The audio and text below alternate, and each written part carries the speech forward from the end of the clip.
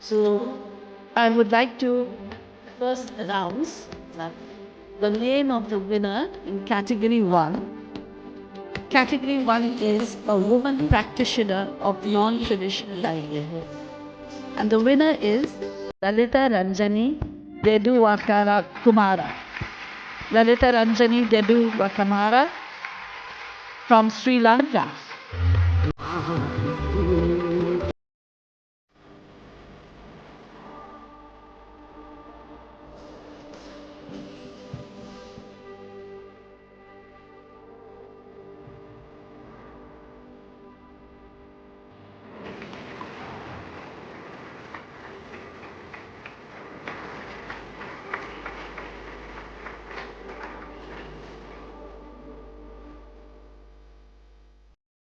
සුබ දවසක්.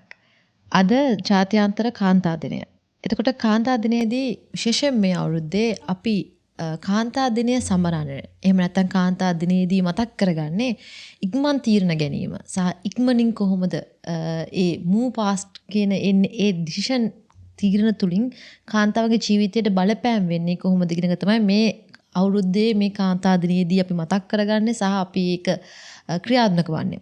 ඒතර මට අද සුවිශේෂී වෙන්නේ අද මම කතා කරන්න ඉන්නේ ලංකාව තුල කාන්තා සමාජ ක්‍රියාකාරීත්වය, කාන්තා මානව හිමිකම්, එහෙම නැත්නම් ගතම කාන්තා පුරුෂ සමානාත්මතාවයේ සම්බන්ධයෙන්, ලිංගික සමානාත්මතාවයේ සම්බන්ධයෙන් වසර ගාණක් පුරාවට ලංකාවේ සමාජ ක්‍රියාකාරීත්වයේ යෙදුණු වටිනා වූ පුරුෂයෙක් සමග. ඇය නමින් කතා කළොත් ලලිතා රාජිනී දෙද්දු කුමාර්. අයබෝවන්. බොහොම ස්තුතියි. මොකද අතරම අපි වගේ කාන්තාවන්ට වටිනාකම් දෙනවා ගොඩක් අඩුයි. වටිනාකම් අපි හොයාගෙන තමයි යන්නේ. හැබැයි ඒ වටිනාකම හොයාගෙන තියන්නේ විශේෂයෙන්ම කියන්නේ තනි කාන්තාවක් හැටියට නෙමෙයි. මේ රටේ ඉන්න බහුතර කාන්තාවන් වෙනුවෙන්. ඉතින් අද දවසේ ඇත්තටම ජාත්‍යන්තර කාන්තා දිනය දවසේ මෙවැනි සාකච්ඡාවක්. ඒ කියන්නේ මාලද 30 වසරක විතර මගේ අත්දැකීම් බෙදා හදා ගන්න. ඉක්මනින් කොහොමද අපි කාන්තාවන් හැටියට අපේ කාන්තා නායකත්වය අරගෙන වැඩ කරන්නේ කොහොමද කියන එක සමාජගත කරන්න පණිවිඩයක් දෙන්න ලැබීම මම හිතනවා අද එක භාගයක් කොට මම සලකනවා. ඉතින් නැවතත් මට කියන්න තියෙන්නේ ඒක අද දවසේ මගේ ජීවිතයට ලැබුණ හොඳ අවස්ථාවක් කියන. හරි. එතකොට දැන් මම කතා කරන්නේ ලලිත අක්කා කියලා. නමුත් මම දන්නවා ඇය පරම්පරා ගණනාවක් මට වඩා ඉදිරියෙන් මට වඩා ඉදිරි පරම්පරාවන් එක්කත් ඇය වැඩ කරලා තියෙනවා. සහ අපිත් එක්කත් වැඩ කරනවා. සහ මම බලාපොරොත්තු වෙනවා අපිටත් පස්සු පැමිණෙන වූ පරම්පරාවත් සමගත් ඇය වැඩ කරයි කියලා. එතකොට අක්කා ඉපදුනේ කොහෙද? මම කළුතර දිස්ත්‍රික්කයේ අගලවත්ත කියන ප්‍රදේශය තුල මම මගේ ලිපිනේ කියනවා නම් ගොඩක් කලට කියන්නේ වඳුරබ්බ අගලවත්ත කියන්නේ. එතකොට අක්කා දැන් ඉන්නේ බියගම ප්‍රදේශයේ. එතකොට අක්කාගේ ආයතනය ගත්තොත් බියගම ප්‍රදේශයේ තියෙන්නේ. අපි ඒ ගැනත් කියමු. කොහොමද කළුතර හිටපු ලලිතා බියගමට ගියේ? බියගම දැන් පදිංචි වෙලා ඉන්නේ කොහොමද? ඔව්. ඇත්තටම ස්ථිර පදිංචියක් නෑ. මමත් සරලවකුත් මමත් කියන්නේ සංක්‍රමික සේවිකාවක් හැටියට තමයි මටත් මං ගැන කියන්න තියෙන්නේ. හැබැයි මං ඒ වුණාට ඒ ගැන සතුටු වෙනවා. මට පුංචි කාලේ ඉඳලම තිබ්බා පොඩි කියන්නේ ඉලක්ක අරමුණු කියන ඒවා මම දැනගෙන ඉඳියේ නෑ. එතකොට කම්කරු වෛද්‍යවාසිකම් කියන ඒවා දැනගෙන හිටියේ නෑ. හැබැයි මට පුංචි කාලේ ඉඳලම තිබ්බ දෙයක් තමයි මේ හොඳයි නිකන් මේ කියන්නේ කෙනෙක් යටතේ වැඩ කරනවට වඩා කෙනෙක් ළඟ නිකන් අර වහල් වගේ ඉන්නවට වඩා මේ පොඩ්ඩක් Tamanට ස්වාධීනව මේ වචන දන්නෙත් නෑ මං ඒ කාලේ. මේ එහෙම ඉන්න පුළුවන්කමක් තිබුණා නම් හොඳයි කියන එකක් නිකන් මගේ තිබුණා. මං හිතන්නේ ඒකට පන්නරය ලැබුණේ අද මගේ ජීවිතුන් අතර නැති දෙමාපියන් දෙදෙනා ගැන සහ මගේ පවුලෙන්. මම කෙටියෙන් කිව්වොත් අපොස් උසස් පෙළ දක්වා ඉගෙන ගත්තා. අගලවත්ත මිහිඳු මධ්‍ය මහාවිද්‍යාලයේ. අද ඒ පාසල ඉතාමත්ම හොඳ තැනක තියෙනවා. ඉතින් මම ඒ පාසලට ගෞරව කරනවා. මොකද මේ මට ලොකු අධ්‍යාපනයක් ලබාගෙන ඉදිරියට නොගියට මගේ පෞල් සංස්ථාව තුළ ගොඩක් වෙලාවට අපි කුෂි ආර්ථිකයත් එක්ක අපේ පවුලේ ජීවත් වුණේ. එතකොට පුංචි කාලේ ඉඳලම අපේ දෙමාපියෝ අපිට හුරු කරා ඒ කියන්නේ තව කෙනෙක්ගෙන් යැපෙනවට වඩා හොඳයි තමන්ම උත්සාහයෙන් වැඩ කරගන්න පුළුවන් කියන එක. ඉතින් මම පවුලේ දෙවෙනියා අයියා සහ නංගි ඉන්න. ඒ දෙන්නා විවාහකයි. ඉතින් අක්ක විවාහක නැහැ. ඔව් මම තනියෙන් ඉන්නේ. ඉතින් ඒක නිසා තනියෙන් කියන්නේ මේ ජීවිතය තුළ නමුත් මට ගොඩාක් පිරිස් ඉන්නවා. ඉතින් මම අපොස උසස් පෙළ විභාගය ලිව්වට පස්සේ ලංකාවේ නගරයට සීමා වෙලා තිබිච්ච ඇඟලුම් කර්මාන්ත ශාලා ගමට ගෙන යාමේ රජයේ වැඩ පිළිවෙලක් තිබ්බා. එතකොට ඒ වෙලාවෙ තිබුණේ ආර්.පී. මුදාස ජනාධිපතිතුමාගේ පාලන කාලේ අගලවත්තේ ඉතාමත්ම ප්‍රසිද්ධ ලෝක ප්‍රසිද්ධ ට්‍රාන්ස් ලංකා ඇපරල් කියන ආයතනය එහි විශාල කියන්නේ අංග සම්පූර්ණ කර්මාන්තශාලාවක් හැටියට එහි ඇඟලුම් කර්මාන්තශාලාවක් හැටියට එහි ස්ථාපිත කරා. එතකොට රැකියාවල් ලැබලා දුන්නා 500කට. ඒ අවස්ථාවේදී මටත් අවස්ථාව ලැබුණා ආයතනයට යන්න. හැබැයි ගියාට පස්සේ මට ඇඟලුම් සේවිකාවක් කියන්නේ පුහුණු කරලා ගත්තේ. නමුත් මම ඇත්තටම මහන්න කියන්නේ කිසිම දෙයකට කැමති නෑ මම. ඒ කියන්නේ අපොසු සස්පෙල ඉවර වෙලා අක්ක යනවා කර්මාන්ත ශාලාවේ පුහුණු සේවිකාවක් විදියට. පුහුණු සේවිකාවක් හැටියට යනවා බඳව ගැනීමේදී. එතකොට පයින් යන්න ඕන කිලෝමීටර් එකමාරක් විතර නිවසේ ඉඳලා.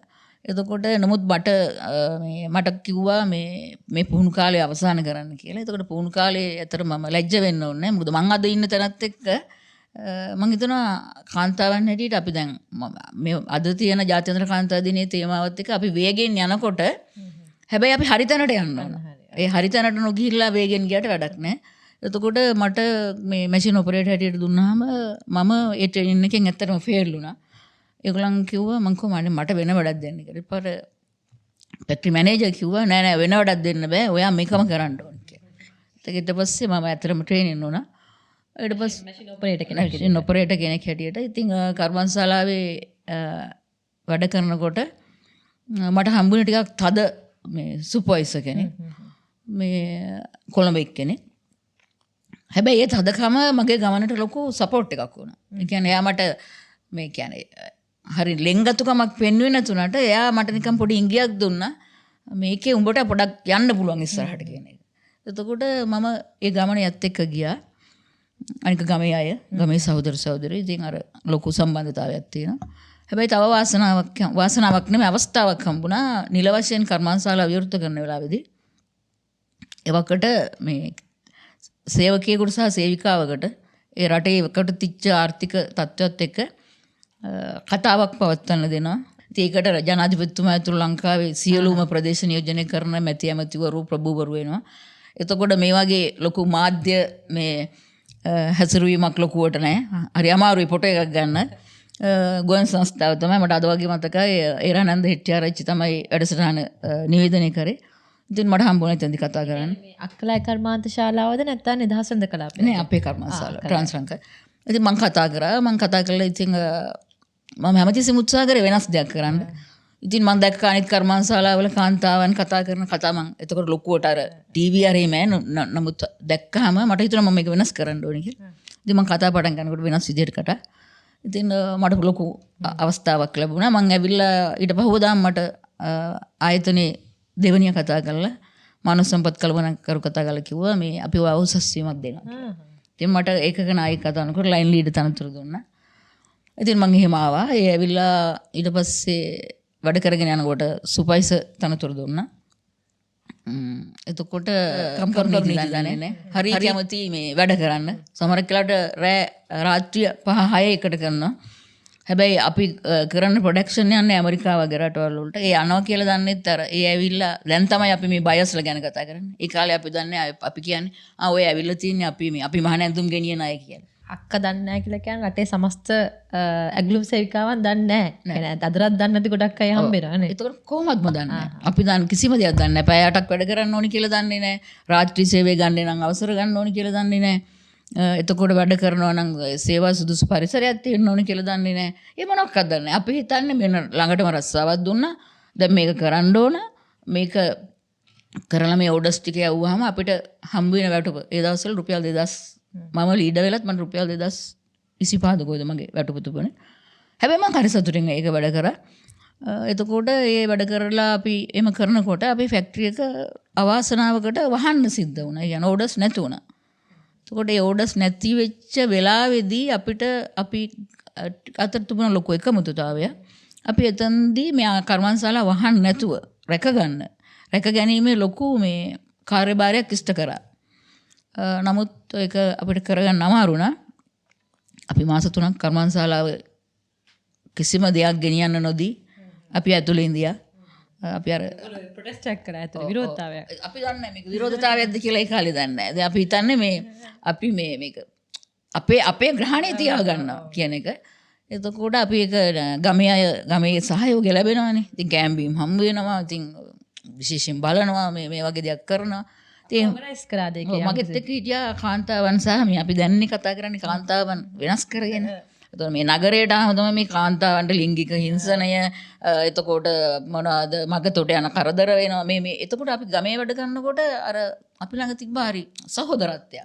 ඒ සහෝදරත්වය තුළ මේගොල්ලෝ කාන්තාවන්ද මේගොල්ලෝ පිරිමින්ද කියන එකක් තිබ්බේ නැහැ. එතකොට අපි ටීම් එකක් හැටියට වැඩ කරනකොට අපි පළවෙනි දේ තමයි දේපල ආරක්ෂා කරා.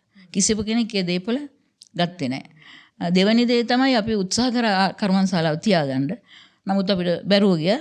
හැබැයි ඒ වනකොට කොළඹ ඉඳලා ප්‍රබල දේශපාලන උට්ටි සමිති අපිව හොයාගෙන ආවා. ආක්‍රමණය කරන දේ ගැන දැනුවත්. ඔව් දැනුවත් වෙනවා. එතකොට දැන් නම් වශයෙන් කියනවා නම් මට කියන්න පුළුවන් මම දන්නේ නැහැ ඒක වැඩසටහන තුල කොයි විදිහට අර්ථකථනය කරගයිද කියලා. එතකොට ආවා විශේෂයෙන්ම වාමාංශික උට්ටි සමිතිය. ඒ කියන්නේ සම සමාජ පක්ෂයට අදාළ අය ආවා. ඊට පස්සේ ආවා අපේ හිටපු සෞඛ්‍ය මිතුමාගේ උට්ටි සමිතිය. මේ අපි හැම එකම වැඩ කරා. එතකොට අපි බලන්නේ මේ වෙලාවේ මේ වැටෙන යන අපි කොහරි එල්ලෙන්නනේ. එතකොට ඉතින් අපිට සහයෝගය දුන්නා. ඊගාවට නමුත් ඒගොල්ලන්ගේ ලොකු සහායක් අපිට හම්බුන්නේ නැහැ කියලා කියන්නේ නීතිමය වශයෙන්. එතකොට අපිට හිඟ වැටුප් ගන්න තිබ්බා. අපි දන්නේ නැහැ පාරිශෝධිතයක් කියන එකක් දන්නේවත් නැහැ. වචන වලින් දන්නේත් නැහැ. මෙහෙම එකක් තියනවද කියලා දන්නේත් නැහැ. එතකොට ඊගාවික තමයි මේ මූලික වැටුපක් තියනවා කියන එක දන්නවා. ඊට පස්සේ ඒ දේවල් ගැන අපි කතා කරනකොට අපිට අපි ගියේ දැන් නම් අපි කතා කරන්නේ ආයතනයක් වහනකොට වහනවා නම් වන්දි ගන්න. අපි ගියේ නෑ වන්දි ගන්න. අපි ගියේ මේක රැක ගන්න. බැරි වුණා. නමුත් අපි ලොකු විරෝධතාවයක් කරා. අපේ කර්මාන්තශාලාවේ ඉඳලා සේවකයෝ 500ම කිලෝමීටර් 8ක් මතුගම තියෙන කම්කරු කාර්යාලයට පයින් ගිහිල්ලා විරෝධතාවයක් හැටියට අපි ගිහිල්ලා මේ අපේ මේ දුක් ගැනවිල්ල මේ ප්‍රශ්න අපි ලිඛිතව බාර දුන්නා. එතකොට මුල් තැන දුන්නේ ලිඛිතව බාර දෙන්න කියලා. අතරම මෙහෙමයි. දැන් අපිට මේ දවස්වල මම ගොඩක් කියලාට මම ලියන්නේ නැහැ. හැබැයි මට ඕන දෙයක් ලියන්න මේ අදහස් ගන්න ගලපලා ගන්න පුළුවන්. එතකොට ඒ වනකොට හිටියා තිලක කියලා සහෝදරියක් අදලත් ඇය ඉන්නවා. ඒ කියන්නේ හොඳට ඉගෙන ගත්ත කාන්තාවක්. එතකොට එයා මේවා ලියනවා. එයාගේ නමට තමයි ඇඩ්‍රස් එකට පුද්ගලික ඇඩ්‍රස් එකට ගෙන්න ගන්න. ඉතින් අපි කම්කට් දෙපාර්තමේන්තුවේ මේ හැමදාටම දැනුම් දුන්නා. ඒක ඉතිහාසගත වෙන අරගලයක් වුණා. ඒ අරගලය දැන් මට අරගලය කියන වචනේ එන්නේ. එතකොට ඒකේ ප්‍රතිඵලයක් හැටියට ඒ වෙන විට තිබ්බා ප්‍රාදේශීය සභාවට කියන්නේ ප්‍රාදේශ සභා ඡන්දයක් තිබුණා. ඉතින් මට වාමාංශික පක්ෂයකින් කිව්වා මේ ප්‍රාදේශ සභාවට තරම් කර ඡන්ද ඉල්ලන්න කියලා. ගණන් හදලා බැලුවොත් මම බැලුවා පොඩි ඡන්ද ගණනක් ඒ කාලේ ගන්න තිබ්බේ. මට එහෙම අවශ්‍යතාවයක් තිබ්බේ නෑ. මම ඡන්ද ඉල්ලුවේ නෑ. ඉතින් ඊට පස්සේ තමයි මම මේ ජාතික කම්කරු සංගමය කියන විශේෂයෙන් දෙහිවල එකේ ප්‍රධාන අධ්‍යාපනික සෙන්ටර් එක තියෙන්නේ. අදටත් තියෙනවා. ඒකේ ප්‍රධාන කාර්යාලය තියෙන්නේ කොටුවේ. මේ ජාතික කම්කරු සංගමය කියන ප්‍රධාන උක්ෂය ඒක සමස්ත ලංකා නිදහස් උද්දි සමිති සම්මේලනය කියන්නේ මම කියන්නේ ඒක හරි ආඩම්බරෙන්. මොකද එතන මම නොහිටියා නම් අද මම මෙතන නෑ. එතකොට එතනදී ඒ සහෝදරිය ටික දවසක් මගෙත් එක්ක වැඩ කරනකොට එයා කියනවා මේ අපේ ආයතනයේ තියෙනවා පුරප්පාඩුව. මොකද මගේ පුංචි කාලේ ඔළුවේ තියෙනවා කාටවත් යටත් නොවි ස්වාධීනව යමක් කරන්න ලැබුණා නම් හොඳයි කියන එක මගේ ඔළුවේ තිබ්බා. හරි මට ඇවිල්ලා කිව්වා මෙහෙම රස්සාවක් තියෙන රස්සාවක් නෙමෙයි වැඩක් තියෙනවා. ඔයා කැමතිද? එතකොට මම ගෙදර ඉන්නකොට එයාගේ තාත්තව මගේ ගෙදරට එවලා දුන්නා. ඊට පස්සේ මට කිව්වා මේ අපේ එයා කියන්නේ පොඩි දුව. එයාගේ නම ග්‍රේස් සිල්ලා. එයාද නැති වෙලා යාගමේ සහෝදරියක්. මම එයාට අදටත් ගෞරව කරනවා. ඒකට මට කිව්වා මේ යන්න කියලා. හැබැයි මම ටිකක් මේ ගෙදර ඉන්දියාට මම යන්න දක්ෂයි. ඇවිදින්න දක්ෂයි. ඉතින් මම ටිකක් බස් එක නැගලා ගිහිල්ලා දෙයිවලට ගියාම ඒකේ ප්‍රධාන ලේකම් ඇන්ටන් ලොඩ්ඩේ. එයා මේ වන විට නෑ. එයා මට කතා කරලා කිව්වා මේ එනවා එයා එහෙමයි කතා කරන්න. එනවා මේ මං හිතුණා තමසර මේ වැඩේ කරන්න පුළුවන් වෙයි කියලා ඉවරලා මම තව ආයතනයකට යොමු කරා. ඉතින් මං ඒ ආයතනයට ගියා. මම එදාම තෝරගත්ත වැඩ කරන්න මට දුන්න කාර්යභාරය තමයි මම අහලත් නැහැ, දැකලත් නැහැ රටට අපනයන ආර්ථිකයට ඍජුවම දායක වෙන ප්‍රධාන නිදහසන්ත කලාප තුන වෙන කටුනායක බියගම කොග්ගල කියන නිදහසන්ත කලාප තුනේ වැඩ කරන කාන්තා ශ්‍රමිකයන් ඇතුළු සියලු දෙනාගේ අයිතිවාසිකම් ආරක්ෂා කරලා දීලා දැන් මම මේ වචන කියන්නේ දැන් මම ඉගෙනගෙනනේ හරිද එතකොට ඒව ආරක්ෂා කරලා දීලා වෘත්තීය සමිති සෑදීමේ ප්‍රධාන කාර්යභාරය මට දුන්නා. හැබැයි මට එහෙම එකක් මම දන්නේ නැහැ. හැබැයි ට්‍රාන්ස් ලංකා අරගලයේදී මම අරගලයට මුණ දුන්න කණ්ඩායමක් හැටියට අරගලයක් හසුරවන්න දැනගත්තා. ප්‍රශ්න වලින් ජයග්‍රහණය කරන්න පුළුවන් දේවල් දැනගත්තා, බැරි දේවල් දැනගත්තා. ඒ පන්නරත් එක මම බාරගත්තා. ලලිතක්ක කියන්නේ කම්කරු අයිතිවාසිකම් විශේෂයෙන්ම කාන්තා කම්කරු අයිතිවාසිකම් සම්බන්ධයෙන් ඉතාම කැපවීමෙන් සහ ඇගේ මම හිතන්නේ මේ අවුරුදු 30 ගැන ඔය අය බාගනාත්ව කතාව ඔබට තේරෙන්නේ නැති අය ඒ කියන්නේ කාන්තා කම්කරු අයිතිවාසිකම් සහ සමස්ත කම්කරු අයිතිවාසිකම් වෙනුවෙන් ඔවුන් කරපු දායකත්වය තවමත් කරන්නේ දායකත්වය. එතකොට ලලිතක්කගේ මේ අවුරුදු 30 ඉතිහාසයේ දැන් අපි ඉන්නේ මේ මැද තැනක වගේ. ඊට පස්සේ මම තව ලොකු කතාවක් තියෙනවා මේ කම්කරු අයිතිවාසිකම් සම්බන්ධයෙන්. දැන් අපි පොත්පත් වලින් තමයි මුලින්ම කම්කරු අයිතිවාසිකම් ගැන දැනගත්තේ. ඒතර මට මේ කතාවේ තියෙන ලස්සනම කැලල තමයි වචන දන්නේ නැහැ කම්කරු අයිතිවාසිකම්, සමානාත්මතාවය, ජෙන්ඩර් ඉක්වලිටි, ජෙන්ඩර් ජස්ටිස් ඒව දන්නේ නැහැ. නමුත් ඒ වෙනුවෙන් වැඩ කළා තියෙනවා. පස්සේ තමයි දැනගන්නේ මේවා තමයි මේවට දාලා වචන කියලා. ඉතින් මම හිතන්නේ මේ ඒකම තමයි මේ කතාවේ තියෙන මේ අපි ඉගෙන ගන්න ඕන දේ. ඊට පස්සේ මොකද වෙන්නේ අක්කේ? ඊට පස්සේ දැන් එතනදී එක දෙනකොට මේ මට කියනවා මේ ඔයා මේ හැම කලාපයකටම යන්න ඕන බස් එකේ මේක ඔයා මාසේ එක ෂෙඩියුල් එකක් හදා ගන්න ඕන වැඩ කරන්න කියලා. ඉතින් මම යනවා. ඉතින් මම කැමති යන්න. ඒ විතර නෙවෙයි මට ලොකු කර්තව්‍යයක් දුන්නා. මම යටතේ කියන වචනේ කියන්නේ මට ඉන්නවා සංවිධායකවරු 10 දෙනෙක්. ගේ මම වැඩ කටුනායක කවුගල බියගම කියන පළාත් වල ඉන්න සංවිධායකවරුන්ගේ වැඩ සම්බන්ධීකරණය. කියන්නේ මට තනතුරක් දුන්න සම්බන්ධීකරණ නිලධාරී කියන එක. ලොකු තනතුරක් දුන්නා. ඉතින් මම ඒක බාර අරගෙන කරා. මම කරේ ඒ හැම වැඩකදීම මම මේ වෙලාවේ මතක් කරන්න ඕන දැනුත් ලංකාවේ තියෙන සොලිඩරිටි සෙන්ටර් එක සහයෝගිතා මධ්‍යස්ථානය ඇමරිකාවේ තියෙන ලොකු වෘත්තීය සමිතියක මේ කොටසක්. එතකොට එතනදී අපිට ලොකු පන්නරයක් දුන්නා, පුහුණුවක් දුන්නා. මම කරේ ගොඩක් වෙලාවල් වලට අනික මට ලොකු ප්‍රශ්නයක් තිබ්බා. මම එන්නේ ගමේ ඉඳලා මම හිතන්නේ අදටත් මගේ ලොකු වෙනසක් නැහැ. ඒ ගමේ ඉඳලා එන ගමනේදී මේ කොළඹ ඉන්න අය පොඩ්ඩක් මට වඩා වෙනස්. කොහොමද වෙනස්? ඒක රූපෙන්ද? රූපෙන් වෙනස්, කතා බහෙන් වෙනස්, ඒගොල්ලන්ගේ කියන්නේ බාහිර ආකල්ප වෙනස්. සමහර අය කියන්නේ ගොඩක් බාහිර වෙනුවෙන් වෙනස්. එතකොට භාෂාවෙන් මට වඩා සමහරක් අය හිටියා ඉංග්‍රීසි භාෂාවෙන් හරි මේ වැඩ කරන අය, කතා කරන අය. මම කල්පනා කරා මේ කොහොමද මම මේගොල්ලන්ට චැලෙන්ජ් කරන්නේ. ඒ දැනුයි චැලෙන්ජ් කියන වචනේ කියන්නේ. එතකොට මේගොල්ලොත් ඒක කොහොමද ගැටෙන්නේ කියන්නේ. මම කල්පනා කරන හොඳම දේ තමයි මම ඉස්සෙල්ලාම මගේ 10 දෙනත් එක්ක වැඩ කරන්න. මේ ඉන්න ඔක්කොම NWC එකේ ඔක්කොම එක්ක කතා කරලා වැඩ කරන්න කිව්ව මට කරන්න බෑ. හරි? ඒගොල්ලන්ට සමහර අය අධ්‍යක්ෂකවරු ඉන්නවා, සමහර අය ප්‍රොජෙක්ට් ඔෆිසර්ස්ලා ඉන්නවා. මේ ඔක්කොම එක්ක කරන්න ගියොත් මගේ වැඩේ අවුල් වෙනවා. මට බලයක් දීලා තියෙනවානේ. සම්බන්ධීකරණ කියන බලය තුල මම මගේ කණ්ඩායම ගත්තා. මම ගත්තා මගේ 10 දෙනා. මම ඉස්සෙල්ලා ඒගොල්ලොත් එක්ක වැඩ කරා.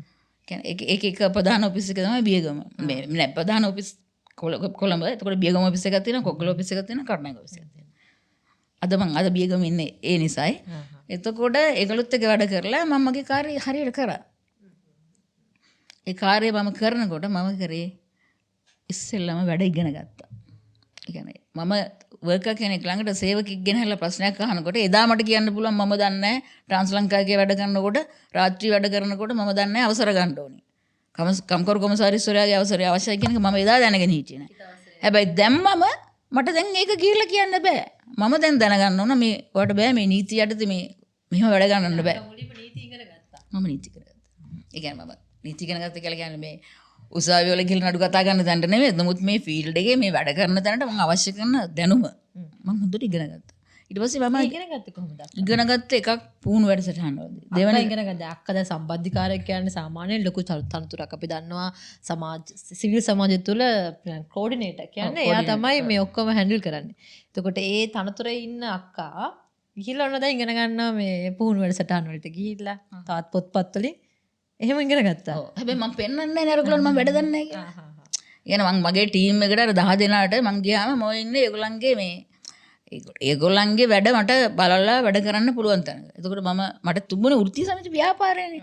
මට තියෙන්නේ කලාපේ කාන්තා ශ්‍රමිකයන්ට තියෙන ප්‍රශ්න ආවම ඒවට කොහොමද විසඳන්නේ? ඒවට කොහොමද ඒගොල්ලන්ව සංවිධානය කරන්නේ? එතකොට මම පළවෙනි දේ තමයි මම උත්සාහ කරා මට තිබුණ ලොකු සංවිධායකවරයෙක් කියන එක තමයි මේ වෘත්තීය සමිති ව්‍යාපාරයේ වැදගත්ම දේ. එතකොට සංවිධායකවරයෙක්ගේ කාර්යභාරය කියන එක ඉගෙන ගත්තා. එතකොට අර 10 දෙනාට කිව්වා මේ ඕගොල්ලන්ගේ කාර්යභාරය මේකයි. එහෙනම් ඕගොල්ලෝ මේ ටික කළ යුතුයි. අනික අපිට බෑ මේ දැන් ওই පැයට වැඩ කරන්න. අපේ සේවා කාලය තිබුණේ 11 7. ඒ කියන්නේ කලාපේ සහෝදර සහෝදරියෝ වැඩ කරලා එන්න වෙලාවට අපි වැඩ කරා. ඒතකොට ඒ කාලේ කලාප වලට කිව්ව වහල් කලාප. දැන් නම් කියන කිව්වොත් සමහර විට අපිට මොනවද වෙයිද දන්නේ නැහැ. ඒතකොට ඒ වහල් කලාප වල තියෙන වහල් පවුරු බින්දගෙන තමයි අපිට ඇතුළට යන්න තිබ්බේ. ලංකාවේ ඒ වන විට සාමාන්‍ය ලොකු සංවිධාන තිබුණේ නැහැ. උටි සමිති තිබුණා. කලාපේ වැඩ ගන්නව තිබුණේ නැහැ. එච්චර ලොකුවට තිබුණ එක සංවිධානයක් දෙක. හැබැයි අපි මේ සටන ජයගත්තා. අර වහල් කලාපවල තිබිච්ච බාධාවන් කඩාගෙන උට්ටි සමිති වලට සේවකයෝ බඳව ගත්තා. කාන්තා ශ්‍රමිකයන්ගේ විශේෂයෙන් අයිතිවාසිකම් වෙනුවෙන් කටයුතු කරා. ඒවා දිනා දුන්නා. උට්ටි සමිතිය පිළිගන්න තැනට කටුනායක නිදහස් කලාපේ ලොකු දෙයක් කරා ඒක අමාරු වුණා අපිට. මම ආයතන කියන්නේ වියගම උට්ටි සමිති කීපයක් පිහිටෙව්වා. කොග්ගල නිදහස් කලාපේ පොලිටෙක්ස් කියන ආයතනේ උට්ටි සමිතියක් පිහිටවලා කලෙක්ටිව් ඇග්‍රීමන්ට් සයින් කරලා එම්ප්ලොයිස් ෆෙඩරේෂන් එකත් එක්ක අපි ටීම් එකක් හැටියට අපි වැඩ කරා. අපි ගොඩාක් ඒ සඳහා ගොඩාක් මගේ සහෝදර සහෝදරි සහයෝගය දුන්නා. ඔය වයස කීයේ වගේ දක්කේ දැන් සාමාන්‍ය මම මේ ෆීල්ඩ් එකට එතකොට එන්නේ 35න්. 35න් විතර. ඒතර ඔය අවුරුදු 35 දී වගේ 35 36 37 කාලේ. ඔව්. ඒක දැන් හිතා ගන්න පුළුවන් වයස. ඔව්. ඉතින් ඒක නිසා මම හිතන්නේ පළවෙනි දේ තමයි අපි කියන්නේ මේක වෘත්තියක් නෙමෙයි. මේක සේවාවක්. එතකොට මේ සේවාව කරනකොට එකක් කැප වෙන්න ඕන. දෙවැනි දේ තමයි අපිට පුළුවන් වෙන්න ඕන අපි ළඟට එන සහෝදර සහෝදරයන්ගේ ප්‍රශ්න විසඳන්න පුළුවන් කොයිවද? බැරි දේවල් වලට බලාපොරොත්තු වෙන්න අරගයි. එතකොට අපි මේ සීමාවන් තෝරාගෙන අපි ලොකු තැනකට ගියා ව්‍යාපාරය තුළ. එතකොට එහෙම ගිහිල්ලා ඉදිරියට යනකොට තවත් ලොකු දෙයක් වුණා ලංකාවේ. ඒකත් සහයෝග මධ්‍යස්ථානය මුල් කරගෙන උනේ. එතකොටත් මේ ලංකාවේ මේ උට්ටි සමිති තිබ්බට මේ කාන්තාවන්ට උට්ටි සමිතිය තුල තීන්දුව తీරන ගන්න තනතුරු වලට එන්න තැනක් තිබුණෙත් නැහැ, එන්න දුන්නෙත් නැහැ. ඒ කියන්නේ ඔක්කොම මේක පුරුෂ මූලික වෘත්තීය සමිති. එතකොට හැබැයි ලංකාව ඕන තරම් උට්ටි සමිති තියෙනවා. ඒ වෙලාවෙත් අපේ දැනීමේ හැටියට අපි ගන්නකොට 1000කට එහා පැත්තේ තියෙනවා. ප්‍රසිද්ධ උට්ටි සමිති තියෙනවා. මම හිතන්නේ නම් කියන්න අවශ්‍ය නැහැ. ඔබතුමිය දන්නවා ඇති ඒවා ඈ. ඉපදිලා ඉන්නවද දන්නේ නැහැ කාලේ. නෑ මම ගොඩක් පොඩි. ඔව් හරි කොහොම නමුත් මම හිතන්නේ පොතපත කියවනවානේ. දැන් නීතිඥවරියක් නේ. ඒක නිසා මම හිතන්නේ ඉතිහාසය ගන්න ඇති. ඔව් මේක ප්‍රශ්න කිරීමක් නෙමෙයි ඈ. හරි. එතකොට ඒක නිසා මම හිතන්නේ මේ එතනදී ලංකාවේ ඇති කරා වෘත්තීය සමිති ව්‍යාපාරය තුළ කාන්තාවන්ට තීන්දුව తీරන ගැනීමේ එකමුතුවක් හැදුවා. ඒ එකමුතුවේ නම තමයි සමස්ත ලංකා නිදහස් වෘත්තීය සමිති සම්මේලනය. ඒක ලංකාවේ ප්‍රබල වෘත්තීය සමිති වල කාන්තා නායිකාව හිටියේ. එතකොට කාන්තාව තමයි ඩිසිෂන්ස් ගත්තේ. එතකොට මේක හදනකොට මම අර නිදහස් කලාපේ වැඩ කරපු කැපවීම මම ආපු ගමන් මගේ කණ්ඩායම මෙහෙවපු හැටියට විශේෂයෙන්ම සේවක සේවිකාවෝ මම ඒ වචන කියන්නේ කැමති නැහැ. සහෝදර සහෝදරියෝ මං කෙරෙහි දක්වන විශ්වාසයට මට කරන ආදරයට මේ අපේ උට්ටි සමිති නායකයා කිව්වා මේකටත් ඔයාම යන්න කියලා. එතකොට මගේ උට්ටි සමිති ව්‍යාපාරේ දක්ෂ කාන්තාව හිටියා. හැබැයි මට ඒක දුන්නා. ඒකට මම තමයි සම්මේලන නියෝජනය කරේ. ඒකට මම දැනටත් මාත් එක්ක මේ නිබ්බාන ඇඟලුම රෙදිපිල් සේවක සංඝය වැඩ කරනවා ට්‍රික්සි හෙට්ටිආරච්චි කියලා. එයා තමයි සභාපති. දැනුත් එයා අපේ සංගමෙත් එක්ක වැඩ කරනවා. ඉතින් මේක තුල අපි ලොකු වැඩ කොටසක් කරා. සුනාමි වලට කරා. කියන්නේ උතුරු නැගෙනහිර වැඩ කරා. එතකොට ගෙවල් හැදුවා. 2004 2003 ගෙවල් හැදුවා. ගෙවල් 10ක් හැදුවා. විශේෂයෙන්ම මේ කල්මුනේ පළාත්වල. එතකොට එතනත් ලොකුම මට අදත් කට්ටිය කියනවා මේ ඔයා නම් කොහෙ ගියත් ඔයාගේ පැත්ත ගොඩ වැඩි කරගන්නවා. මම ඒ ගෙවල් 10න් දකුණු පළාතට මට ගෙවල් 4ක් ගන්න පුළුවන්. ඒ කියන්නේ පිරිස් බලය කියන එක අපිට හිටියා. ඒ වගේ ලොකු මෙහෙවරක් කරලා තියෙනවා. ඒකට කණ්ඩායමක් හිටියා. අර විමෙන්ස් ෆෝරම් එකටත් යනකොට මට අර චැලෙන්ජ් එක තිබ්බා. මොකද ගොඩක් කෙලවල් වලට මේ මට වඩා සුවිශේෂී කාන්තාවන් එතන හිටියේ. අර මං කලින් කිව්වා වගේ. මං කල්පනා කරා දැන් මේගොල්ලොත් එක්ක කොහොමද ගැටෙන්නේ? අරගොල්ලන් එක්ක නම් ගැටලා ආව. දැන් මේගොල්ලොත් එක්ක සමස්ත ලංකා කාන්තා ඒක අපි කියන්නේ ට්‍රේඩ් යුනියන් විමෙන්ස් ෆෝරම් කියලා. ඒක ලංකා මේ ලෝකේ හොඳට ප්‍රසිද්ධ වුණා. අපි හොඳට වැඩ කරා. ජාත්‍යන්තර කාන්තා දින කරා. එකක් කිව්වොත් අපි බණ්ඩාරනායක සම්මන්ත්‍රණ ශාලාවට අපි පාගමනක් ගියා ඉටිපන්දමක් පත්තු කරගෙන. අපි දම් පාට දැන් මම සාරිය අඳින්නේ නැහැ. සාරිය අඳලා ඊළඟ අපි ලොකු වැඩ කොටසක් කරා. ඉතින් ඒ වගේ තැන්වලදීත් මම අර කොච්චර ප්‍රබල කාන්තාවන් හිටියත් මම මගේ තැන රැකගත්තා. මට ඒකෙත් භාණ්ඩාගාරික තනතුර හම්බුණා. ඉතින් හොඳ වැඩ කොටසක් කරා. අවසානයේ ජාතික කම්කරු සංගමය කියන අර මහා උක්ෂය සමස්ත ලංකා ඔටිසම් සම්මේලනය කියන එක ලොකු ෆෙඩරේෂන් එකක්. ඒකේ ප්‍රධාන ලේකම්තුමාගේ අභාවයත් එක්ක ලොකු දේපලක් තිබ්බා. ලොකු මුදල් තිබ්බා. ලොකු සේවාවන් කරා. ඒකේ ප්‍රධාන කාර්යය කරේ අපි අපනයන සැකසුම් කලාපේ. එතකොට මේක බිඳ වැටුණා.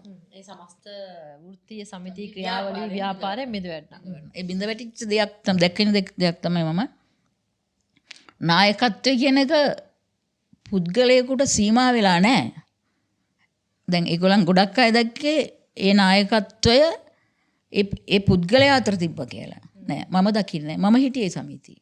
එහෙනම් ඒ සමිතියේ පුරුෂාධිපත්‍යයෙන් යුක්ත නායකත්වය තිබුණා නම් අද මට මෙතනට එන්න බෑ. එතකොට මොකද මම ඒක කඩාගෙන ගියා. හැබැයි කඩාගෙන යනවා කියලා මේ ආරවුල් කරගෙන විනාශ කරගෙන ගියේ නෑ. එතකොට අන්තිමට දැනුත් ඒකේ නිත්‍ය අනුකූලව ගැටුම්කාරී තත්ත්වයක් තියෙනවා. හැබැයි ඉතින් ඒකේ අවසානය බල ඉන්න ගියා නම් ඒ වන විට නිදහසඳ කලාපතුන නියෝජනය කරමින් සමාජික 5000ක් විතර අපිට හිටියා. ආයතනයක් කියනවා නම් බියගම ඇගියෝ ටොබකෝ ආයතනය 2000ක් සමාජික හිටියා. වටුපෙන් සමාජික මුදල් කැපෙනවා. ඉතින් අපිට ඒ ආයතන වෙන අයට දෙන්න ඕන. මම දැන් කියන්නේ ආයතන කාඩ් දුන්නේ කියලා. කොහොම නමුත් සාර්ථක වෘත්ති සමිති ව්‍යාපාරයක් නෑ. හැබැයි අපි කල්පනා කරා විශේෂයෙන් මම කල්පනා කරා මේ 5000 රැකගෙන මේ ව්‍යාපාරය කොහොමද ඉදිරියට ගෙනියන්නේ කියන තැනදී තමයි මේ නිමි බණ්ඩැංගලුම් හා රෙදිපිලි සේවක සංගමය කියන දරුවා උපත ලබන්නේ ඒ උපතටත් දැන් විවිධ අර්ථකථනයන් තියෙනවා. නමුත් මං හිතන්නේ ඒක එන්නේ 2014. එතකොට 2013 වෙනකොනුත් මේ නැෂනල් වර්කර්ස් කොංග්‍රස් කියන එකේ අපි ෆයිට් කරනවා. ෆයිට් කරාට ඉතින් අපි හිමිකම් ලැබුණේ. හිමිකම් ලැබෙන එක ඊටාම මේ ක්‍රමිකව සිද්ධ වෙන්නේ නේ. අපි කාලයක් ඉස්සරහට ෆයිට් කරනවා. හැබැයි ඒක සමහර අය අවුරුදු ගාණක් ෆයිට් කරනවා. සමහර අය පොඩි කාලෙකදී අපිට ලබා දෙනවා. මම හිතන්නේ අක්කට ඒ ගැන ගොඩක් අත්දැකීම් ඇති. එතක මම මතක් කරන්න ඕනේ මේ දැන් ඔය ලලිතක්කලාගේ අපි කියනවා TGC W කියන එකේදී දැන් අපි ඒ ආයතනෙට ගියාම හැමෝම හොයාගෙන එන්නේ ලලිතක්කා. ලලිතක්කා කියනවා මම මේ පොඩ අයින් වෙලා ඉන්න ඕනි මේ ඔයගොල්ලෝ ඇවිල්ලා මං ගාව ඉන්න හැමතිස්සෙම. ඒ කියන්නේ ලලිතක්කා ගොඩාක් නිකන් අර ආදරෙන් අනේ ඉන්න හරිම මේ අපි කියන්නේ කොහොමද දැන් හුරතල් කරන්නේ නැහැ. හැබැයි ආදරෙන්. ඒතර මේ ගොඩාක් සේවක සේවිකාවන් ඊළඟට සමාජ ක්‍රියාකාරීන් ගොඩාක් පුද්ගලයන් හොයන්ගෙන ලලිතක්කා. අපි වුණත් ගිහින් අහන්නේ මේ ලලිත අක්කා ඉන්නවද දන්නේ නැහැ නේ. එතකොට මේ විශාල ආදරයක් ලබලා අවුරුදු ගාණක් වැඩ කරන විතරක්ේ. ඒතර මේ ගමන ටිකක් දීර්ඝයි.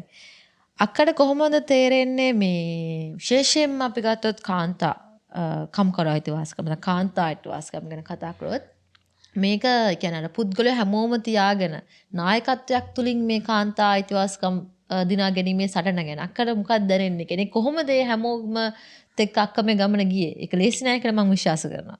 ඒක ලේසි නෑ කියලා කියන්නේ අපි මේ කාන්තා ජාත්‍යන්තර කාන්තා දිනේ කතා කරත් අදටත් අපි තියනවානේ අපි එක එක්කිනාට සිංහලෙන්කුත් කපා ගැනීම වෙනස්කම් කිරීම තියෙනවානේ කාන්තාව අතරත් තියෙනවා. ඔව්. හැබැයි දැන් මගේ ජීවිතය සහ මගේ කණ්ඩායම මාත් එක්ක ඉන්න කණ්ඩායමට මම හැමතිස්සෙම ගන්න කෙනාගයි ඔක්කොමලා නොගන්න වෙන්න පුළුවන්. හැබැයි මම දුන්න පණිවිඩය තමයි අපි හරි දේ කරමු. අපි කරන සේවාව හරියට සපයමු. එතකොට අපිට දැන් ඒ දවස්වල හරිය අමාරුයි මේ සේවකේ මුණ ගැහෙන්න. බෝඩින් හවුස් වලට යන්නත් හරිය අමාරුයි. නිවාසිකාගාර වලට යන්න. වැඩසටහනකට සේවක ගෙනා ගන්නත් අමාරුයි. තුර හැබැයි මම කිව්වා කාලයක් යනවා අපි ඔෆිස් අපේ කාර්යාලයේ උත්ති සමිති කාර්යාලයේ ඉන්න අපි ඉන්නවා ඒගොල්ලෝ එනවා අපි ළඟට. අද ඒ දවස් උදා වෙලා. ඒක හරි ආඩම්බරින් කියනවා. ඉතින් මම මේ ඒක දැක්කීම මටත් සතුටක් වෙනවා. මම ඇස් දෙකෙන් දකින සාක්ෂිකාරයෙක්. එතකොට ඔබතුමීලාට ලොකු වගකීමක් තියෙනවා මේක අරන් යන්න. දැන් අපි ගෙනහිල්ලානේ තියෙන්නේ. ඉතින් අපි දන්නේ අපේ ආයු කාලය කොච්චරද අපි තා කොච්චර වැඩ කරයිද. හැබැයි මම වැඩ කරන්න තවත් ටිකක් ලොකු ගැම්මක් ගත්තා. මම අමතක වෙයි කියලා මේක අතරමඟදී කියනවා. මොකද 2024 නොවැම්බර් මාසේ 30 වෙනිදා ඉන්දියාවේදී ආසියානු කලාපය නියෝජනය කරමින් මේ හම්බ වෙන මේ කමලා භාෂිනී සම්මානය. එතකොට මෙතුමිය දෙන්න පණිවිඩය තමයි අපි වැඩ කළ යුතුයි. මම එදා මේ වේදිකාවේ සහතිකයක් නේ මම කියනවා මම තවත් වැඩ කරන්න තීරණය කරා කියන එක. එතකොට මෙතුමිය ගොඩක්ම මේ අසහාය කාන්තාවක් හේතුව මොකද මේ ඔය සමානාත්මතාවය ජෙන්ඩර් ඉක්වලිටි කියන එක සම්බන්ධව තමයි යගලක් ගොඩක් වැඩ කරලා තියෙන්නේ. එතකොට අපිට තියෙනවා දැන් අද මම මේ සාකච්ඡාවට ඇවිල්ලා තියෙන්නේ මම හිතන්නේ මට යම්කිසි වටිනාකමක් මම කරන මෙහෙවරත් එක්ක කියලා. ඒ වගේ මේ වගේ මෙහෙවර කරපුවාත් ඉන්නවනේ. එතකොට මේ වගේ අයගෙන් අපිට යම්කිසි ගෞරවයක් ලැබුණා නම් තව මේ චරිත වලින් ගත යුතු දේවල් අපි අනිවාර්යෙන් කළ යුතුයි. අපි මම මේ දැන් මේ ඕඩ් එක ගැන කිව්වස් අපි මුලින් කතා කරමු. දැන් අපි දැක ගිය අවුරුදු 2024 නොවැම්බර් 30 වෙනිදා ඉන්දියාවේ නවදිල්ලි ප්‍රදේශයේදී ඉන්දියන් හැබිට් සෙන්ටර් කියන පරිසරය තුළ තමයි ලලිතා අක්කා මේ ඕඩ් එක ලබාගෙන. ඇත්තට මේ ඕඩ් එකක් ගත්තොත් මම පෞද්ගලික වාක්‍ය ඕඩ් එකදී දකින්න කියන්නේ ඕඩ් එකක් ගෙනල්ලා ඒ පුද්ගලයා වර්ණනා කරන එක මම හිතන්නේ අපි සාමාන්‍යයෙන් කරන්නේ නැහැ සමාජ ක්‍රියාකාරීත්වය තුළ. මොකද ඕඩ් ට්‍රොෆීස් සර්ටිෆිකේට්ස් මත නෙමෙයි සමාජ ක්‍රියාකාරීත්වය හරි අයිතිවාසිකම් වෙනුවෙන් කරන සටන යන්නේ. ඒක යන්නේ පුද්ගලයෙක්ගේ ජීවිතය හා සම්බන්ධයක්. ඒතර පුද්ගලයෙක්ගේ ජීවිතයකට යම්කිසි සුබසතක් ඇති වෙනවා නම් ඒක තමයි අපි ලබන විශාලතම ඕඩ් එක. මේක මේ ඕඩ් එක මේ ස්ථානයට ගේන සමය වැඩසටහනට ගේන සුවිශේෂීත්වය වෙන්නේ ලංකා කාන්තා ව්‍යාපාර තියෙනවා. ලංකා කාන්තා සමාජ ක්‍රියාකාරයෙක් ඉන්නවා. කාන්තා මානවිකම් ක්‍රියාකාරයෙක් ඉන්නවා. එතකොට ලලිතක්කා ඒ අවුරුදු 30ක ඒ ගමන තුල අපිට අර්ථ නිරූපණය වෙනවා. මේ ඕඩ් එක දකිද්දී අපිට ඇගේ ගමන මතක් වෙනවා. අපිට කියන්නේ මේ ඇගේ ගමනේ දැන් අපි මේ විනාඩි 20ක 30ක කතා කරන්නේ තාම මේ කෙටි කරලානේ මේ කෙටි කියන්නේ. වසර 30ක දෙයක් විනාඩි 20ෙන් කතා කරන්න බෑනේ පැහැදිලිව. නමුත් මේක දැක්කට පස්සේ මට තරුණ කාන්තා සමාජ ක්‍රියාකාරණයක් විදිහට මට මේක දැක්කට පස්සේ මට මතක හිතෙනවා අම්බෝ කොච්චර ලොකු ඉතිහාසයක් ඇද්ද ලලිතක්කට. කොච්චර ලොකු දේවල් අක්ක දන්නව ඇද්ද කියලා. ඉතින් මම හැමදෙස්සම මට හැකි හැම වෙලාවකදීම ලලිතක්කට කියන අක්කේ මේ මොනවද ඔයාලට තරුණ අපිට කියන්න තියෙන්නේ. තරුණ සමාජ ක්‍රියාකාරණයක් මොනවද කියන්න තියෙන්නේ කියලා. ඉතින් මේක ඇත්තටම දැක්කම මම හිතන ලලිතක්කා ලැබූ දෙයකට වඩා මට මතක් වෙන ලලිතක්කාගේ ඉතිහාසය මොකක්ද දන්නේ මේක මාර දෙයක්. ලලිතක්කගේ ඒ අතීත කතාව ගැන මට කුතුහලයක් දැනෙනවා. ඉතින් මම ඒකමයි මම අද මේ ගෙනාවේ. විශේෂයෙන්ම කමලා බැසින් කියන්නේ දකුණු ආසියාවට අභිප්‍රේරණීය කාන්තාවක්. ඒ වගේම ලලිතා රාජිනී කියන්නේත් එහෙමයි. ඉතින් මම හැමතිස්සෙම ලලිතක්කගෙන් මේ අකේ දැන් තරුණ සමාජ ක්‍රියාකාරී ගොඩක් ඉන්නවා. අද සමහර කඩ එක ෆැෂන් එකක් වෙලා තියෙනවා. අද සමහර විට ඒක කෙනෙක්ට ආභරණයක් ලා දෙනවා. තවත් අය ඒක කැමැත්තෙන් කරනවා.